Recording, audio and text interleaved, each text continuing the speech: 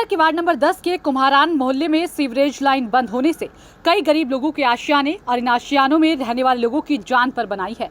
कई मकानों में दरारें आ गई है तो कुछ के फर्श बैठ गए हैं।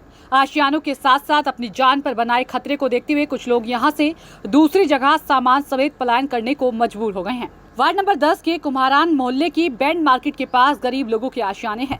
यहाँ ज्यादातर मकान बहुत पुराने हैं तो कुछ लोगों ने हाल ही में नए मकान बनाए हैं। इस मोहल्ले की सीवरेज लाइन 30 साल पुरानी बताई जा रही है और यह पाइपलाइन ठप हो चुकी है।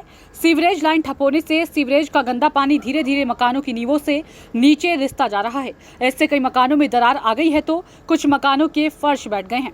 सेवाराम ने 2 महीने पहले बेटे की शादी के समय नया मकान बनाया था। उसके मकान की दीवारों से लेकर फर्श में दरार आ गई है।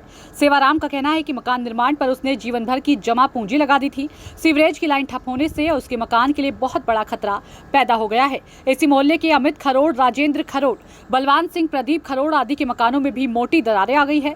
दरारें इतनी मोटी है कि कुछ मकानों के दरवाजे तक आसानी से नहीं खुल पा रहे। ऐसे मकानों में रहते हुए लोगों को कभी भी मकान के रेत के घरौंदे की तरह भर भरा कर गिरने का डर सताता रहता है। सीवरेज की लाइन बंद होने से उनके मकानों के साथ साथ इन मकानों में रहने वाले लोगों की जान खतरे में है। इतने बड़े खतरे को ना तो जन स्वास्थ्य विभाग और ना ही उनका निर्वाचित प्रतिनिधि समझ रहा है। कुम्हारान मोहल्ले के कुछ लोग अपने मकानों में आई मोटी दरारों के खतरे को भांपते हुए यहां से सामान समेत दूसरी जगह पलायन करने पर मजबूर हो गए हैं। रविवार को अमित खरोड़, प्रदीप खरोड़, राजेंद्र और सेवाराम ने अपने घरों के बर्तन और दूसरा सामान समेटकर दूसरी जगह पलायन करने की तैयारी कर ली।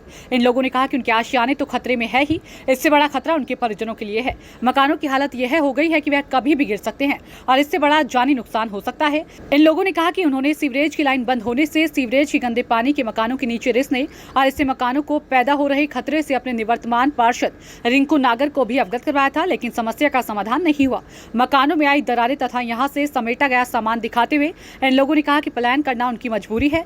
जिन मकानों में उनके बाप दादा और वह खुद रहते थे उन मकानों को खाली करते हुए बहुत तकलीफ हो रही है, लेकिन कोई तकलीफ जान से बड़ी नहीं हो सकती। जान बचाने के लिए वह पलायन कर रहे हैं।